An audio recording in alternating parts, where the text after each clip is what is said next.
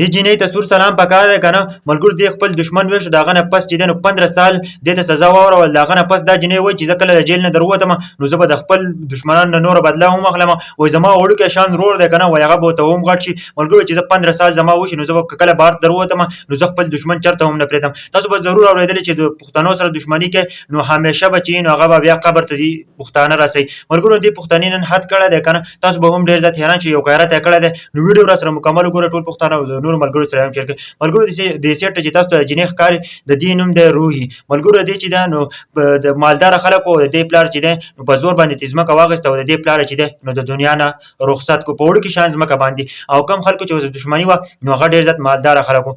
ملګرو دا جنۍ چې دی یوه مور هم ده دې چې دی نو نیکه دی او پلار چې دی نو هغه یې وله ایشتلی دی ختم کړی دی دښمنانو. دغه نه پس چې دی وړوکی شان ورور هم دی. او ملګرو دا چې دی دا به کالج ته تلله او دا به بېرته راتلله نو د دښمن زوی نه دی پلاره چې ایشتلی دی جنۍ.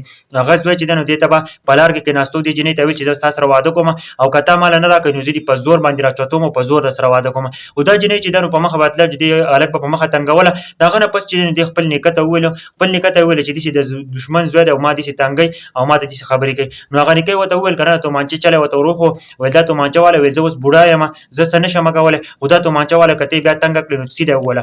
نو دا جنۍ چې دی نو بیا کالج ته او د هغه نه دا جنۍ چې دی نو کالج ته روانه ده او تومانچه اوس ورسره ده چې کله دښمن زوی نه دی هغه ورته په لار کې ناست دی نو ایسته کې هغه چې دی نو مکمل طور باندې د دنیا نه ختم کړي. چې کله د دنیا نه ختم کړي که نه دې جنۍ پسې انویسټیګیشن جاري شي دا جنۍ ایسته کې په دې باندې راپورټ وشي او دا د جیل ته یوسي. ملګرو تاسو ته پته ده دوی سره چې کم کسانو دښمني ده نو هغه ډېر زیات مالداره دي ډېر زیات مالداره خلک دی نو هغوی سره دوی دښمني نشي کولی. دې جنۍ چې دی نو یو تره هم دی هغه یې په دې ورځو کې بیا ایشتلی دی. د هغه نه پس چې دی دا جنۍ چې ده نو جیل ته لاړه نو جیل نه دې دا پیغام جاري کو چې زه به خپل دښمن چرته هم پرېنږدم. پیغام چې دی جیل نه جاري کو چې زه به کله د جیل نه بهر ته دروتم نو زه به خپل دښمنان چې دي دا به هم ختموم زما ورور به ورته هم غټ شوی. دا به تاسو اورېدلي په تاریخ کې هم دا دي چې چېرته د پټان سره دښمني وکړي نو پټان چېرته خپله دښمني نه هېري چې چېرته ورته دوستي وکړي نو په زړه کې ریږي چې دښمني ورته وکړي که نه نو بیا دې قبر ته رسوي. او دا بلکل حقیقت دی. دې پښتنې جنۍ ته سور سلام پکار دی. زما دا ویډیو د نورو پښتنو سره ضرور شیر کړئ.